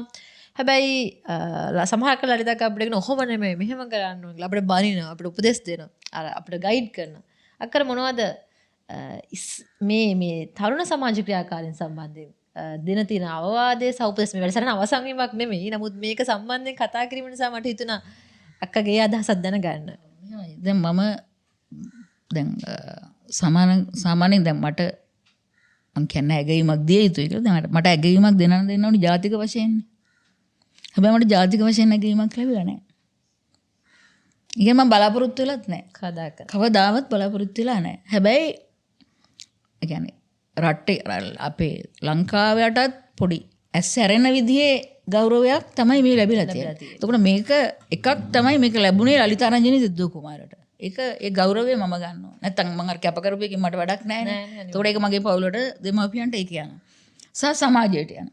අනික දෙවනි කතන්දරය තමයි මේකෙන් පණිවිඩයක් දෙනවා. දැන් ඉන්න කාන්තා ක්‍රියාකාරීන්ට අපි කොහොමද වැඩ කළ යුත්තේ කියන එක. එතකොට දැන් මේ සම්මානය ගන්න මම මේ වෙලාවේ නම මම කියන්නම් අවශ්‍ය නම් විතරක් ඒක නම මෙම කරන්න මොකද මට මේක ගන්න මේක අහම්බෙන් ආපු එක. අපි දන්න කතා මම දන්න කතා නමුත් ඔබ දන්න කතා. එතකොට දැන් මේ මම වැඩසටහනකට ගියාම මේ මට එතනදී අනුෂා කියන ඒ මානව හිමිකම් නිලධාරී මගේ ළඟට ඇවිල්ලා කිව්වා ඔයාද ලලිතා. ඉතින් මම සමරන් මංකෝ ඊපස්සේ කිව්වා මම දන්නේ මම හැබැයි මං පුංචි කාලේ ඉඳන්ම දෙයක් තමයි මං දෙයක් දන්නේ නැතුනට මං අඟවන්නේ නැහැ කියලා. මං ඔබතුමිය වුණත් වැඩ කරනකොට ඔබතුමිය මගේ මොකක් කරේ යවුවොත් මං හිතනවා නම් ඒක මගේ ආත්ම ගෞරවයට හරි නෑ වගේ කියලා මං දන්නේ නැති බව පෙන්නන්නේ නැහැ. කියන්නේ මම දන්නා වගේ ඉන්නවා ඊට පස්සේ මම බලනවා කොහොමද ඒක මං හොයාගෙන කරන්න කියලා. එතකොට මෙහෙම මේ කමලා භාෂිනී මෙහෙම අයිදුම් පත්‍ර දාලා තිනවා මේ දාන්නකෝ කියලා. ඊට පස්සේ මම ඇන්විස් එක ගියේ මං එයාට කිව්වා මම ගිහින් අහන් එන්න කියලා එයා අහන් ආවා. ඊට පස්සේ අපි ගණන් ගත්තේ නෑ අපි කාලයක් ගිහලා දැම්මා. ඊට පස්සේ අපිට අපේ කතාව ලිව්වා. ඉතින් මේක සම්පූර්ණයෙන්ම ලියන්න මගේ ජීවිත කතාව මාත් එක්ක එතකොට මම 2019 ආසියානු කලාපීය මේ ඒසියා ප්‍රොජෙක්ට් එකත් එක්ක ළඟින් වැඩ කරලා 2019 මම ජිනීවා සම්මුලට යනවා C190 සම්මුතිය මේ සම්මත වෙන අවුරුද්දේ. එතකොට නීතිඥ ලක්මාලි හේමචන්ද්‍ර මගෙත් එක්ක එතන ඉඳලා ළඟින් වැඩ කරනවා. ඉතින් අය මේ මගේ කතන්දරේ අර තියෙනවනේ සමහර කෙනාට කියනවනේ අර අපි හැංගිලා ඇඳට නටන්න ඕනේ ලී කියලා. එතකොට දැන් මම ඇඳගෙන ලස්සනට හිටියට වැඩක් නැහැ. මට නටා ගන්න බැයි නා. එතකොට මේ දැන් නටුවට වැඩක් නැහැ. අනිත් මිනිස්සු එකෙන් සතුටු නැද්ද? ඉතින් ඒ වගේ මගේ චරිත කතාව ලස්සනට අභිරූපණය නෙමෙයි ඒක. කියන්නේ අර්ථකථනය කරා අර ප්‍රශ්නාවලිය ඇතුලේ මම හිතන්නේ රක්මාලි අක්කා කළේ ඒ කියන්නේ යා ඒක අක්කා කතාව ඩිලිවර් කරපු එක. නමුත් කතාව අක්කගේ මගේ කතාව අක්කගේ සහ මගේ සමග කණ්ඩායමේ අක්කගේ කතාව අක්කගේ කණ්ඩායම සහ අක්කගේ සමාජ ක්‍රියාකාරීත්වය. ඉතින් මම හිතන්නේ මම මේ උත්තරේ මම හිතන්නේ මෙතන නීතිඥ ලක්මාල් හිටියත් ලබා දෙයි. නිසා මේක සමස්ත ගෞරවය ඔබට ලැබෙන්න ඕන දෙයක්. ඉතින් මම හිතන්නේ ඒකම නිසා වෙන්නේ නැති දැන් අපි දන්නවා කමලා භාෂණ අවෝඩ් එක ලැබෙන්නේ යම්කිසි සුවිශේෂී පුද්ගලයන් දෙන්නෙක්ට තුන්දෙනෙක්ට විතරයි. අක්කා පළවෙනි කැටගරි එකෙන් මේ අවෝඩ් එක ලැබු කෙනෙක්. ඒක ගැන චුට්ටක් මතක් කරලා. ඔව් ඒකදී මම හිතන්නේ එකක් තමයි අපිට අමතක කරන්න බෑ මොන රජයක් මොන පාලන තන්ත්‍රයක් ආවත් මේ වෘත්තීය සමිති ව්‍යාපාරය කියන එක අනිවාර්යෙන් වැදගත්. මේක අපි ඉස්සරහට තියාගන්න ඕන. ඒ කියන්නේ අද ජාත්‍යන්තර කාන්තා දිනය කියන එකක් අපිට හම්බෙලා තියෙන්නේ කාන්තාවන් සටන් කරලා දිනාගත්ත දෙයක් නේ. එතකොට දැන් ඉදිරියේදී මැයි මාසේ යනවා මැයි දිනේ. දැන් ඒකත් කම්කරුවෝ සටන් කරලා දිනාගත්ත දෙයක්. ඉතින් එහෙමනම් අපි මේ වෘත්තීය සමිති ව්‍යාපාරය කියන එක අනිවාර්යයෙන්ම තියාගන්න ඕන. ඒක රැක ගන්න ඕන. එතකොට අන්න ඔබතුමියලාගේ පැත්තට ඇඟිලි දික් කරලා කියනවා අන්න රැක ගන්න. ඒක රැක ගන්න නිකම් බෑ. අනිවාර්යයෙන්ම කැප වෙන්න ඕන. ඒක තුල තියෙන අරමුණු සහ ඉලක්ක වලට ගමන් කරන්න ඕන. ඒකෙන් ආවරණය වෙන ඒ ප්‍රජාව අපි වෘත්තීය සමිති ව්‍යාපාරයේ මම දැක්ක දෙයක් තමයි මේ වෘත්තීය සමිතිය අපිට සේවකයේ සංවිධානගත කරන්න බැරි වෙලා තියෙන්නේ. අපි ගිහිල්ලා කියනවා වෘත්තීය සමිතියකට බැඳෙන්න කියලා. නෑ ඒක නෙමෙයි කියන්න ඕන. වෘත්තීය සමිතිය ඔයාගේ කරගන්න. මොකද මම ලොකු කතිකෙක් නෙමෙයි. හැබැයි මම කෑ ගහලා ඇති මේ අවුරුදු 30ට ඉස්සාර කම්කරු ප්‍රජාවකට කතා කරලා ඇති. මේ කම්කරු ව්‍යාපාරය. ඒ කෑ ගහපුවා මම දන්නේ ඉන්දියාවට වුණාද කියලා. ඉතින් ඒ කෑ ගහපු ප්‍රතිඵල තමයි මේ ලැබිලා තියෙන නැෂනල් වර්කර්ස් කොංග්‍රස් එකේ ජාතික කම්කරු සංගමයේ අවුරුදු ගානක කාන්තාවන් නැගීමට ලක් කරපු වෙලාවේදී මම අවුරුදු 10 සීමාවේ යන්තම් හිටියේ. එතනදිත් මට ඒ ගෞරවය ලැබුණා. අක්කේ එතකොට දැන් අර ඒකත් එක්ක අපි මේ සේවාව කතා කළොත් සහ ඒ කියන්නේ විශේෂයෙන් නිදහස් වන්ද කලාපයේ සේවක සේවිකාවන්ගේ ඒ ප්‍රශ්නත් එක්ක කතා කළොත් මම දැකලා තියෙන දේ තමයි ගොඩක් කලාවට ගොඩක් සමාජ ක්‍රියාකාරයන් ඉන්නවා. ගොඩක් මානව හිමිකම් ක්‍රියාකාරයන් ඉන්නවා. නමුත් අපි දකින්න තමයි අඛණ්ඩතාවය නැතිකම. ඒ කියන්නේ එකම දේ කරන්න ඕනේ. ඒක අවසාන ප්‍රතිඵලය නෙවෙයි වැදගත් වෙන්නේ. අපිට වැදගත් වෙන්නේ ඒ ක්‍රියාවලිය. ඒතර විශේෂයෙන්ම මානව හිමිකම් අධ්‍යයනයේදී අපි ඉගෙන ගන්න නේද? ඒතර සමහර නඩු තියෙනවා අක්කා ඒ අවසාන තීන්දුව ගැන අපිට වැඩි බලාපොරොත්තු වෙන්නේ නැහැ. නමුත් මම දැකලා තියෙනවා මේ නඩුව ලංකාවේ කොහෙ තිබ්බත් අතට යනවා, අක්කා යනවා, කම්කරුවන් අරන් යනවා, ඒගොල්ලෝ එම්පවර් කරනවා. ඒතර මේ අඛණ්ඩතාවයත් එක්ක මේ කෑ ගහලා ඒ මම දවස් 7ක් වැඩ කරනවා. අක්ක නිදාගන්නෙත් ඔෆිස් එකේ ගොඩක් වෙලාට. දැන් අර කාර්යාලේ නිදාගන්න බියගම කාර්යාලේ පොඩි ඇඳක් දාගෙන ඔබ ගියොත් දකි පුංචි ඇඳක් තියෙන බියගම කාර්යාලේ. ඒක සාමාන්‍ය මිනිස්සුන්ට එතන ඒක ඔෆිස් එකක්. ඒක ඉන්න බෑ. ඉතින් ඇය පොඩි ඇඳක නිදා ගන්නවා. ඒ කියන්නේ දවස් 7ම පැය 24ම අක්ක වැඩ කියන එක තමයි කියන්නේ. ඕන කෙනෙක්ට ඕන්ලා කැවිලා ඒ බියගම කාර්යාලයේ කම්කරුවන්ට ප්‍රශ්න කියන්න පුළුවන්. තමන්ගේ ගැටලු කියන්න පුළුවන්. ඉතින් මේ අඛණ්ඩතාවය මේ දේවල් වලින් අක්ක මොකද්ද කියන්නේ අපිට කියන්නේ කියන්නේ අක්කට ඒ තියෙන අත්දැකීම් මොකද්ද? ඒක ලේසි නෑ කියලා මම දන්නවා. මම කියන්නේ මේක. දැන් මම ඔක හරි ප්‍රවේශයෙන් කියන්න ඕන එක. සමහරක් විටක දැන් මම මේ කරන දේ කවුරුත් කරන්නේ මට කියන්න බෑ ඒක මේ තව කෙනෙකුට කරන්න කියලා. හැබැයි ඒක කළ යුතුයි. එතකොට තම තමන් තෝරගන්න ඕන අපිට 100%ක් කරන්න බැයි නම් අපි 80%ක්වත් කරන්න ඕනේ කියලා. හැබැයි දැන් එහෙම කණ්ඩායමක් අපි මේ TGC එක ඇතුලේ හදාගෙන තියෙනවා. මට හැමදාම තියෙන දෙයක් තමයි මේ මගෙන් පස්සේ කියන්නේ මේ TGCW කියන එක නෙමෙයි. මේ කම්කරු ව්‍යාපාරයේ මේ මම කරන කොටස මගෙත් එක්ක කණ්ඩායම කරන කොටස ඉස්සරහට ගෙනියන්නේ කවුද කියන එක. දැන් මට සතුටුයි දැන් ඔබතුමිය මගේ දකුණු පැත්තේ ඉන්නවා. ඉතින් මම හිතනවා යම්කිසි කාර්යභාරයක් දැන් මේ වෙනකොට බාර අරගෙන තියෙනවා කරાવી කියලා. මම දන්නේ නැහැ කරයිද කියලා කරાવી කියලා විශ්වාසයක් තියෙනවා. දැන් කිව්වා මේ කාර්යාලේ ඉන්නවා කාර්යාලයේදී කට්ටිය එනවා වැඩි නිකන් ආදරයක් පෙන්වන්නෙත් නැහැ ඒත් ආදරෙයි කියලා. ඔව් ඒක තමයි ඇත්ත. හේතුව මොකද මේ දැන් පාලනයක් අවශ්‍යයිනේ. දැන් මෙතනට ඇවිල්ලත් මම මේ අහන ප්‍රශ්න වලට උත්තර නොදී වෙන ඒවාට උත්තර දුන්නොත් මොකද වෙන්නේ? ආයි මාව කැඳ වෙන හේකුත් නැහැ. මේ වැඩේත් අසාර්ථක වෙනවා. ඒ වගේ මම දැන් කාර්යාලයට කවුරු හරි ආවම ඉස්සෙල්ලා මම බලනවා මොනවාද යාළුවගේ තියෙන අවශ්‍යතාවයන් කියලා. හැබැයි මගේ එක සිරිතක් තියෙනවා මම දන්නේ කොහොම කරනවද කියලා මං අල්ලගත්තොත් අතාරින්න දෙන්නේ නැහැ. අතාරින්න දෙන්නේ නැහැ. කලාතුරකින් කෙනෙක් අතාරිලා යනවා. මේ හැබැයි ඒත් අවුරුදු ගාණක් ගිහිල්ලා හරි ණයක් තියෙනවා. දැන් ඔය නඩුවලදී වෘත්ති සමිති ව්‍යාපාරේ මං හිතන්නේ දැන් අනික තමයි අපිට කියන්න එකක් අමතක වුණා ලංකාවේ පළවෙනි කාන්තා වෘත්ති සමිතිය. නිමිබාණ්ඩ ඇඟලුම් හරි දිපිලිසේක සංගම. ඒකයි පළවෙනි වෘත්ති සමිතිය. ඒක මට මම ඒක ප්‍රමාද වෙලා කිව්වේ. එතකොට එතෙන්දී මේ කාන්තාවන් තමයි මේකේ සියලුම විධායක සභාවේ බහුතරයේ සිටින්නේ. වැඩ කරපු අය. දැන් ලේකම්තුමිය ගත්තොත් ෆැක්ටරි එක වැඩ කරපු එක්කෙනෙක්. රන්මලු ආයතන. අනිත් අයත් බහුතරයේ ඉන්නේ වැඩ කරපු අය. මමත් ඇගලුම් ස්ථානයක මමත් ෆැක්ටරි එක වැඩ කරපු කෙනෙක්. හැබැයි ප්‍රශ්නේ තියෙන්නේ අපි හැමදාම බිමින් ආව කියලා කියන්න බෑ. දැන් අපි ඇවිල්ලානේ උඩටම. ඉතින් උඩට ඇවිල්ලා නම් අපිට වගකීමක් තියෙනවා. ඒවට ස්ථාවරයක් හදලා කණ්ඩායම් හදලා පුහුණු කරලා අපි කණ්ඩායමක් තියන්න. අද කියන්න සතුටුයි. දිස්ත්‍රික්ක 4ක. කළුතර දිස්ත්‍රික්කය, ගාල්ල දිස්ත්‍රික්කය, කොළඹ දිස්ත්‍රික්කය, ගම්පහ දිස්ත්‍රික්කය. සුවිශේෂී කාන්තාවන් ඉන්නවා. දැන් ඒගොල්ලන්ව තමයි මේ වේදිකාවල් වලට ගෙනල්ලා කතා කරන්න ඕනේ. අපි තාම ජාත්‍යන්තර කාන්තා දිනය සැමරීම සම්බන්ධව තාම අපි ඔක්කොට තීරණය කළා නැහැ මොකද්ද කරන්න කියලා. අපි හැමදාම මේක හොඳ මහ පරිමාණයෙන් කරනවා. එතකොට අපි අදහස් කරලා තියෙනවා තාම කියන්නේ ස්ථිර වශයෙන් නැතුණාට අපේ ෆැක්ටරිස් වල ඉන්න කාන්තා නායිකාවන් එතකොට අපේ ක්‍රියාකාරී උද්යෝග සමිති කාන්තා නායිකාවන් ඒගොල්ලන්ගේ නායකත්වයෙන් යුක්ත වැඩසටහනක් තමයි අපි මේ සැරේ කරන්න අදහස් කරලා තියෙන්නේ. ඒ කියන්නේ දැන් අපේ මාතෘකාවටත් එක්ක වේගෙන් යන්න හැබැයි පරිස්සමින් යන්න.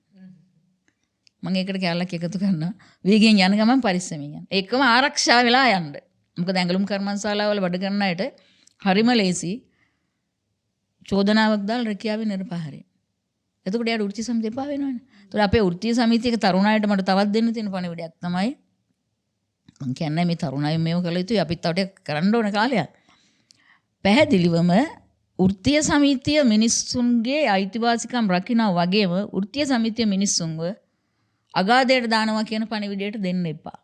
ඒක දෙනකොට තමයි මේ අය සංවිධානගත නොවෙන්නේ. ඇහුවොත් කියන්නේ මොකද? අපි මානව හිමිකම් එකට පැමිණිල්ලක් කරත් අයල්ලෝ එකට පැමිණිල්ලක් කරත් අපි ඕන තැනකට ගිහලා මොකද කියන්නේ? මෙයා වෘත්ති සමිතියක් හැදුවා. මෙයා එළියට දැම්මා. අපි ඒකත් වෙනස් කරන්න ඕන. දැන් අපි ඒක වෙනස් කරලා දෙනවා කල්තු දිස්ත්‍රික්කේ. මට පුළුවන් එවැනි කාන්තාවක් ගේන්න. දැන් ඒගොල්ලෝ ගැනුම් කරුවන්ට කතා කරලා කියන ෆැක්ටරි එක ඇතුලේ තියෙන වැඩ. ප්‍රශ්න කියනවා ඒගොල්ලෝ. ඒගොල්ලෝ එලිපිට ඒගොල්ලන්ට පඩි වැඩි කරලා දෙන්න කියලා දැන් මේ දවස්වල කැම්පේන් කරනවා. දැන් අපිට කියලා තියෙනවා මේ එකම ෆැක්ටරි එක මේ වන විට විශාල පිරිසක් ගෙන්නලා මේ ඒගොල්ලන්ට විතරක් ජාත්‍යන්තර කාන්තා දිනයක් දෙන්න කියලා. එහෙම ඉල්ලීමකුත් අපිට ඉල්ලලා තියෙනවා. දැන් බලාපොරොත්තු වෙන එකත් කරන්න මේ අදහසක් තියෙනවා. ඉතින් ඒ වගේ මේ අපි මේ කාන්තා දිනේ උනත් කරනකොට අපි දැන් හිතලා තියෙන ගොඩක් වෙලාවල වලට අවශ්‍යතාවයට දෙන්න ඕන. මොකද දැන් මූල්‍ය මෙත්තෙන් ගත්ත උනත් කොග්ගලට සුවිශේෂී විදිහට කොග්ගල කරන්න පුළුවන් නම් වැඩිපුර කාන්තාවන් විතර නියෝජනය වෙනවා නම් ඒක කිසි වැරද්දක් නැහැ. එයාගේ අවශ්‍යතාවය එයා දකිනවා. ඉතින් ඒක නිසා මේ වෘත්ති සමිති ව්‍යාපාරය තුළ කැපවීම ඉතා අවශ්‍යයි. හැබැයි මම වගේ මම කියන්නේ මගේ ජීවිතය දුෂ්කරයි කියලා. මම සතුටුයි. මම සතුටින් ඉන්නේ. හැබැයි සමහර අය හිතනවා මම ටිකක් සරයි නිකන් ඒකාධිපති වගේද කියලාත් නිකන් හිතනවා. ඊට පස්සේ යාට ඕන දේ කරනද.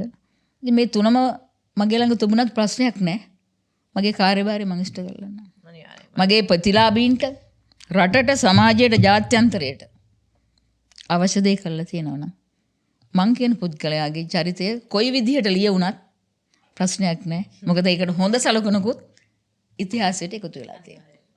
අපි අන්තිම වශයෙන් අපිට මතක් කරමු දැන් අපි අද කාන්තා දිනේදී සුවිශේෂී චරිතයක් තමයි ලලිතා දෙද්දුගේ. එතකොට එක එක කාන්තාවන් එක එක සමාජ අපසරවල වැඩ කරනවා. එතකොට ලලිතක්කාගේ තියෙන සුවිශේෂී තමයි ලලිතක්කා නිදහස් රඳ කලාපයේ සිටින කාන්තාවන් පුරුෂයන් වෙනුත් බොහෝ අවස්ථා වැඩ කරනවා. ඒ විශේෂම කාන්තාවන් වෙනුවෙන් මේ කරන සේවය. ඒතර අක්කේ පොඩ්ඩක් නිකන් අද වැඩසටහනේ අපි අවසානට මතක් කළ යුතු මම හිතනවා දහස්වන්ද කලාපයේ කාන්තාවන්ගේ ඒ ප්‍රශ්න මම හිතන අවුරුදු ගාණක් ඔබ වැඩ කරපු ඒ ප්‍රශ්න මේ තාම කෙටි කාලය තුළ මම දැකලා තියෙනවා කාන්තාවන්ට වැටුප් නැහැ, කාන්තාවන් සනීපාරක්ෂක පහසුකම් නැහැ, වැසිකිලි පහසුකම් නැහැ, මාතෘ නිවාඩු නැහැ කියලා. එතකොට කාන්තාවන් සමහරක් අයට ඉන්නවා මින්සස් හැදෙන්න දෙන්නේ නැතුව බෙහෙත් දෙනවා. ඒක පරාකු කරන්න. තවත් අය ඉන්නවා ඒගොල්ලන්ට අපි කියන සෞඛ්‍ය ආරක්ෂිත ක්‍රමවේද නැහැ. ඊළඟට රැකියාවන් අස් කරනවා, ප්‍රෙග්නන්ට්ලා වුණ ගමන් රැකියාවෙන් බොරුවක් කියලා අස් කළා දානවා. භාෂා දන්නේ නැති කඩේට භාෂා වෙනස්කම් වල ලක් කරනවා. විවිධාකාරයක අපිට කියන්නේ දවසක නෙමෙයි අපිට දවසක් කතා කරලා ඉවර කරන්න බැරි තරම් ප්‍රශ්න ප්‍රමාණයක් දහස්වන්ද කලාපවල අපි දකිනවා. ඒතර මේ අවුරුදු 30 දී ඔබ මේ වගේ ප්‍රශ්න අපමණ ප්‍රමාණයක් දැකලා ඇති. මම හිතන්නේ. ඒතර අපොඩ්ඩක් මතක් කරමු මේ අද විශේෂම ජාත්‍යන්තර කාන්තා දිනයත් සමග ඒ ප්‍රශ්න කොහොමද? දැන් අක්කා දකින්නේ ඒවා දැන් තත්ත්වය කොහොමද? දැන් අපි ඒවට විසඳුම් හොයාගෙන යන තත්ත්වය කොහොමද? ඒ ගැන අපොඩ්ඩක් මතක් කළොත් මම හිතනවා අපි සාධාරණයක් කරනවා කියලා. මම හිතන්නේ මේකයි. දැන් අපි අවුරුදු 30ක් වැඩ කරලා අපි අදත් කියන්නේ මේ කම්කරුවන්ගේ ප්‍රශ්න විසඳුරු නැහැ කියනවා නම් මේ අපේ සේවාව වැඩක් නැහැ. හැබැයි අපි 1978 විවෘත ආර්ථික ප්‍රතිපත්තියත් එක්ක මේ නිදහස්වන්ද කලාප ඇති වුණාට පස්සේ දැන් තියෙන තත්ත්වය ඉතාමත්ම සුවිශේෂී. දැන් සරලව ගත්තොත් වැටුප් පැත්තෙන් ගත්තොත් අද ලංකාවේ ඔබතුමී මටත් වඩා දන්නවා දැන් අවම වැටුපක් තියෙනවා රුපියල් 21000ක. හැබැයි බහුතර ආයතනවල මේක මීට වඩා වැඩි. හැබැයි ඒක ජීවත් වීමට සරලන වැටුපක් නෙමෙයි. ඉතින් ඒක නිසා අපිට දැන් සිද්ධ වෙලා තියෙනවා මේ වැටුප් තත්ත්වයන් පිළිබඳව තව කේවල් කරන්න. දැන් තව දෙයක් අපේ සමිතියට ලැබුණා මේ 2025 වසරේ ජාතික උපදේශන සභාව නියෝජනය කරන්න. සුවිශේෂී කළ කියමු. ජාතික කම්කරු උපදේශන සභාව කියන්නේ කම්කරුවන් සම්බන්ධ තීරණ ගන්න ජාතික මධ්‍යස්ථානයක්. එතකොට ඒකට යන්න බෑ ලේසියෙන් පුද්ගලෙක්ට. ඒතර ඔබගේ මේ අවෝඩ්ස් ලැබීම සමගම ජාතික මට්ටමින් අද වෙදී ලලිතා දෙද්දුගේ කියන්නේ දුකුමාරගේ කියන්නේ ජාතික කම්කරු උපදේශ සභාවේ සමාජිකයෙක්. ඉතින් ඒක සුවිශේෂී. ඒක අපි කතා කියමු. එතකොට දැන් එතනදී අපි මේ සැරේ පළවෙනි සාකච්ඡාවේදීම මේ ප්‍රශ්න විශේෂයෙන් වැටුප් සම්බන්ධව සාකච්ඡා කරා. එතකොට ඊගාවික තමයි ඇත්තම කලාපේ ප්‍රශ්න තියෙනවා. සෞඛ්‍ය පැත්ත තියෙනවා. කාන්තාවන්ටම සුවිශේෂීව ඒගොල්ලන්ගේ කාන්තා අයිතිවාසිකම් ගොඩක් උල්ලංඝනයන් වෙනවා. මේ දවස්වල ගොඩක්ම ලැබෙන දෙයක් තමයි මේ වෘත්තීය සෞඛ්‍ය ආරක්ෂා පිළිබඳව ප්‍රශ්න තියෙනවා. එතකොට දැන් අපිට මං හිතන්නේ මේ මම දේශපාලනය කතා කරනවා නෙමෙයි නිකන් සමාජයේ පොඩි මොකද මම ඒවෝඩ් එක ගන්නකොටත් ඉන්දියාවේදී මගෙන් ප්‍රශ්න කරා මේ දැන් ඕගොල්ලන්ගේ මේ කියන්නේ සාමාන්‍යයෙන් බිමෙන් ආපු රජයක් තමයි තියෙන්නේ කියලා. ඉතින් එහෙමනම් අපි හැමෝටම ලොකු වගකීමක්. මම මේ රජය ගැන නෙමෙයි මේ කතා කරන්නේ. මම කියන්නේ එහෙමනම් මේ කම්කරු පන්තියේ ගිලිහිලා ගිය උල්ලංඝනය වුණ ඒ අයිතිවාසිකම් ඒවා රැකලා දෙන්න අපි හැමෝටම සිවිල් සංවිධාන හැටියට සහ අපි හැමෝටම ලොකු කාර්යභාරයක් කරන්න සිද්ධ වෙනවා. මම හිතනවා ඉදිරියේදී අපිට මීට වඩා යහපත් සේවා පරිසරයක් සේවකයන්ට වෘත්ති සමිති ගත වීමට තියෙන අයිතිය ජාත්‍යන්තර කම්කරු සංවිධානයේ විශේෂයෙන්ම 87 සංවිධානය වීමේ අයිතිය කේවල් කිරීමට තියෙන අයිතිය 98 ඇතුළු මේ සමානාත්මතාවය කියන කාරණාත් එක්ක යහපත් සේවා පරිසරයක් ගොඩනගා ගන්න මහන්සි වෙන්නත් ඕන කරගන්නත් ඕනි කියන එක. අනිවාර්යයෙන්ම. ඒතර අද මේ අපේ සාකච්ඡාව ඊටාම කියන්නේ සුහදව ඊටාම කෙටියෙන් අපි කතා කළේ ලලිතා දෙද්දුව කුමාරගේ කියන ඒ සමාජ ක්‍රියාකාරය සහ ඒ සුවිශේෂී කාන්තා පෞරුෂය සමග ඉතින් ඇගේ සුවිශේෂීත්වය අපි මේ සාකච්ඡාව මැදදී කතා කළා. මේ වෙද්දී අය අවුරුදු 30ක් කියන්නේ කාලයක අපි කියනවා මේ පැය 24ම අවයිලබල් හොට්ලයින් එකක් වගේ කියලා. ඒ කියන්නේ අය පැය 24ම වැඩ කරන හොට්ලයින් කාන්තාවක්. ඒ කියන්නේ එතකොට අය 100%ක් තමන්ගේ ජීවිතේ එක තැනක ඩිසිෂන් එකක් ගන්න තර මම කාන්තා අයිතිවාසිකම් වෙනුවෙන් මම කාන්තා කම්කරු අයිතිවාසිකම් වෙනුවෙන් පෙනී සිටිනවා කියලා. ඉතින් අය ඒක අද අපි දකිනවා සහ අය සමග ඒ ගනුදෙනු කිරීම අපිට තාම අධ්‍යාපනයට කාරණාවක් වෙලා තියෙනවා. ඊට අමතරව මේ විදිහේ අය ජාතික කම්කරු උපදේශන සභාවේ සමාජිකයාවක් බවට පත් වෙලා තියෙනවා.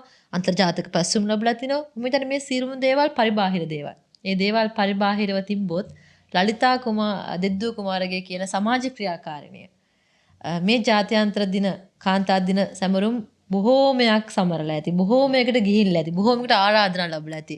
අවසාන වශයෙන් ඔබ කියන්න අද මේ සමරන ජාත්‍යන්තර කාන්තා දිනය සමග තව ඉදිරි අවුරුදු ගාණක් අපි ජීවත් වෙලා හිටියොත් අපිට සමරන්නත් පුළුවන් වෙනවා. මේ කාන්තා අයිතිවාසිකම් ගැන සහ ඔබ මේ දිනාගත් මේ සටන තුළ ඔබට දැනෙන දේ මොකද්ද? සතුටුද නැත්නම් ඉදිරියේදී අපිට තව මොනවද කරන්න තියෙන්නේ? මට සතුටු ප්‍රධානම කාරණේ තමයි මං ගැන. මොකද මමත් මේ අවුරුදු 30 තුල විශේෂයෙන්ම මාධ්‍ය හරහා නිතර මේ ප්‍රසිද්ධියට ලක් වෙන කාන්තාවක් වුණා නම් මම වැඩ කරන්නේ. දැන් මේ පැය 24 තුල හරි පැය 12ක් තුල හරි මම වැඩ කරන්නේ මගේ ඔළුවේ තියෙන වැඩ කරන්නනේ. සමහර විට මේ වැඩසටහන බලන අය හිතන්න පුළුවන් මෙයාට වෙන වැඩ නැද්ද කියලා. ඒ මගේ කැමැත්ත. ඩිසිෂන් එකක්. ඒක තමයි අපි තීරණය. ඒක මම පුංචි කාලේ ගත්ත එකක් නේ. මේ අද ගත්ත එකක් නෙමෙයි. අනික තමයි අපිට වටිනාකම් දීලා නැහැ.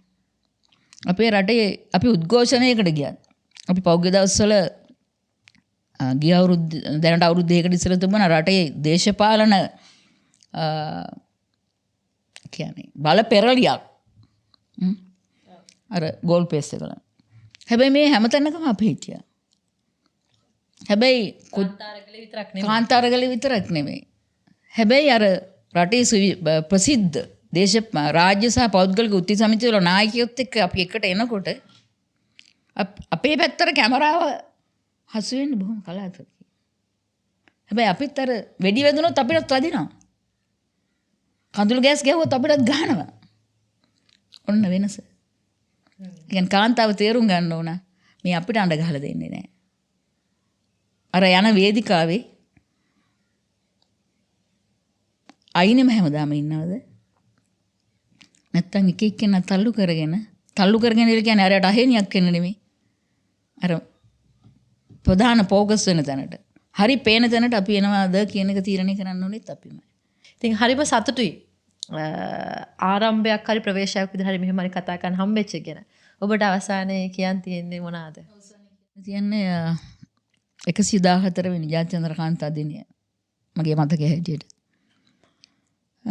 වේගයෙන් යන ගමන් මගේ හිමින් සරියාපු අවුරුදු 30ක ඉගෙනීමෙන්, ඉවසීමෙන්, නින්දාවෙන් මට අභියෝග තිබ්බා.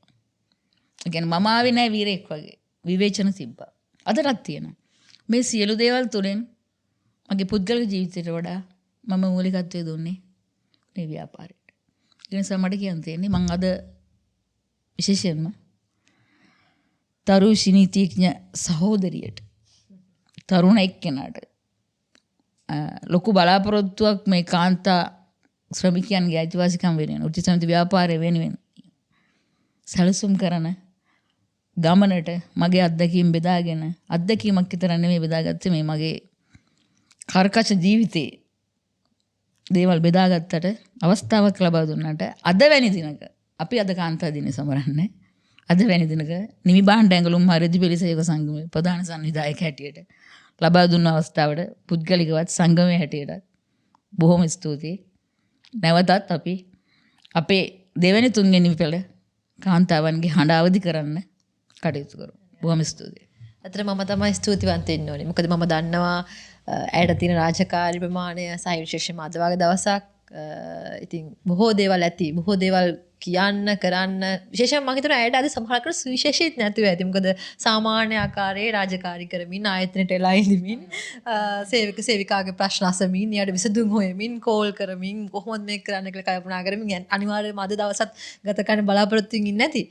ඉතින් මට හිතනවා සුවිශේෂී මේ කතා බහ ඒ සුවිශේෂීත්වය වෙන්නේ ඔබගේ ඒ ආරම්භය සෙතනින් එහාට ඔබ 1998 සමස් ලංකාවේ කාන්තා ජූනි මාසයේ ඇග්ගුලුම් සේවයත් සමග සම්බන්ධ වීම එතනින් හර අද්දක් අය ආපු ගමන. ඉතින් මේ ඇත්තටම ගත්තම මේ මම හැමතිස්සෙම ඔබ වැනි කාන්තාවන් දැක්කම පුදුමයට සහ විශ්මයට පත් වෙනවා සහ ඔබ වැනි කාන්තාවන්ගෙන් අධ්‍යාපනය ලබන්න හරි කැමතියි සහ මම අධ්‍යයනය කරනවා. ඉතින් මම හිතනවා මම වැනි අධ්‍යයනය ලබන්න මමගේ ඒ සුවිශේෂී කාන්තාවන්ගේ අධ්‍යාපනය ලබන්න කැමති බොහෝ පිරිසක් ඇති. ඉතින් මේ සාකච්ඡාව ඔබටයි. ඉතින් බොහොම ස්තුතියි අද දවසේ මාත් එක්ක කතා කරන සාකච්ඡා කරන පැමිණියාට කෙස් නමුත් අවසානයේ කාන්තා අයිතිවාසිකම් වලට කාන්තාන් ලබාගත ඒ ඓතිහාසික ජයග්‍රහණ වලට ජය වේවා කියමින් අපි අද සාකච්ඡාව අවසන් කරමු. ස්තුතියි.